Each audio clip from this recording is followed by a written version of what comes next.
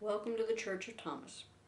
These are excerpts from the book Awakenings in an Age of Angels. This chapter is called Head of Household. Jesus had tried to leave his mother's home many times. The trips to Jerusalem were limited to once a year, so there would be enough to maintain his younger brothers. Mary was proud of Jesus assuming what she felt were his family duties. Jesus trained Jose, Joseph, Simon, and James in all facets of woodworking. He also taught them about the money end of the shop.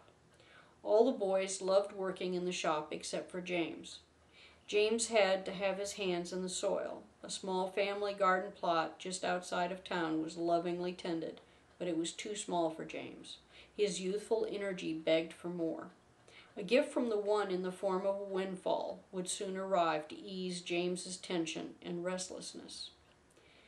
The farmer whose greed had led to Miriam's death took sick and never totally recovered. To avoid the justice of dying of the weather extremes of farming, like Miriam, the farmer put the farm up for sale.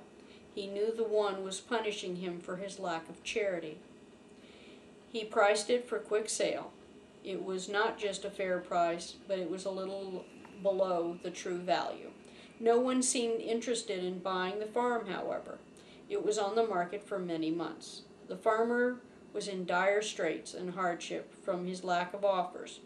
He expended most of his savings just trying to feed himself. James had just turned 16.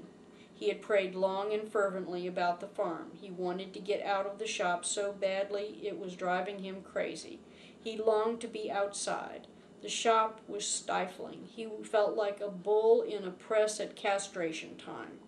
Joseph had designed the shop for family growth. Joseph was also practical. He knew that there were just so many broken chairs to mend. There were just so many commissioned projects that had to be done in an area as well. In addition, he was ethical, unlike some craftsmen in the area. When Joseph's work was fixed, a broken project, it stayed fixed. Of course, there were always a different leg to break. Joseph did not think all the boys would find joy in working wood in the shop. As a result, the shop was crowded now, with too many grown men. James felt nervous about the conversation he knew he had to have with Jesus about the farm. He knew that there was not a large surplus of money after the shop was debt-free. The family could ill afford to invest in an additional project. He loved and respected Jesus immensely. He hated to put Jesus in such a terrible position. He went to talk to Jesus when they could be alone. James brought a bowl of fresh figs to get the conversation off to a good start. Jesus loved fresh figs. They were second only to the honeyed figs that Mary made with the surplus. Those figs were consumed long ago. Jesus did have a craving for the fresh figs, so it was a great peace offering. Jesus knew that the farm was for sale. He also knew that James longed to work that farm. Jesus just wanted James to show his commitment to the project before coming to ask for it. Jesus wanted James to think about the choice he was making by starting a new business and its responsibilities. Jesus had prayed for justice for the death of Miriam, and he knew that the one worked on a different time scale, but the justice would come. Jesus saw the hand of the one in this farm going for sale. When James showed up with the bowl of treats, the time had come. James also worked on a different time scale, slow and conscientious, methodical and careful, all of which were great traits for a farmer.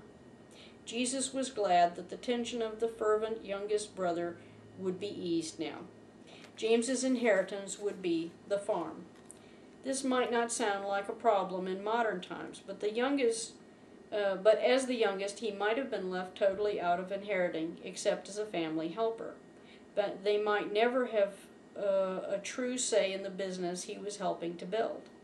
Jesus sat on the bench with James. The bowl of figs rested between them. The silence was deafening. The sun was warming their faces. It would have been more pleasant if the tension had not been so thick. Jesus finally took pity on James. Jesus draped an arm over the stiffened back of his massive younger brother. Chuckling, Jesus said, "It's all right. We have enough money to buy the farm. I think it will be a good investment for the family. I know that your heart is truly drawn to this kind of work. We all have our work that we are called to do." James was so relieved he started laughing. He was not good with words. He had been afraid that he would not be able to make a good case for the purchase. James swept up his much more slender brother in his arms. He danced around with Jesus, hanging in a bear hug. James promised not to let the family or Jesus down. James was so happy that he did not have to tell Jesus how limited and useless he felt in the shop. He did not have to say that the smell of well-managed soil quickened his heart like no wood shavings ever would, to have to beg for the elbow room he needed for his soul to sing. Jesus danced with him after James put him back down on the ground. With James hopping from one foot to the other on the way, Jesus took James to negotiate the purchase. The farmer was surprised that there was finally an offer. This really was the first real offer he had received. The farmer was eager to have cash in hand as soon as possible. Everyone who had come out of curiosity had offered almost nothing for the land, far less than the asking price.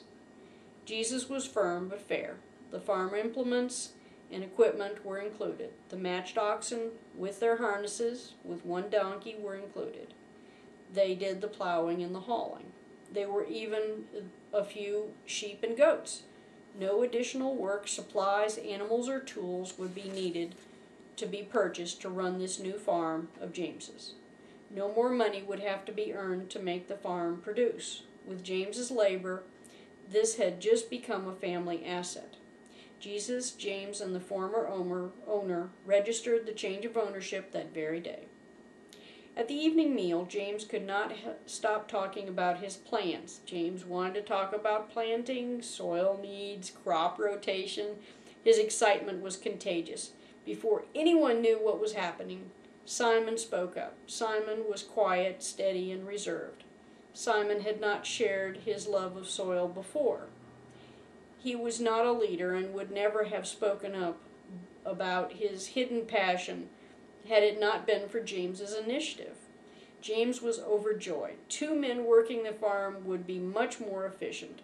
They were soon off to their own talking when they saw the playful rolls of their brother.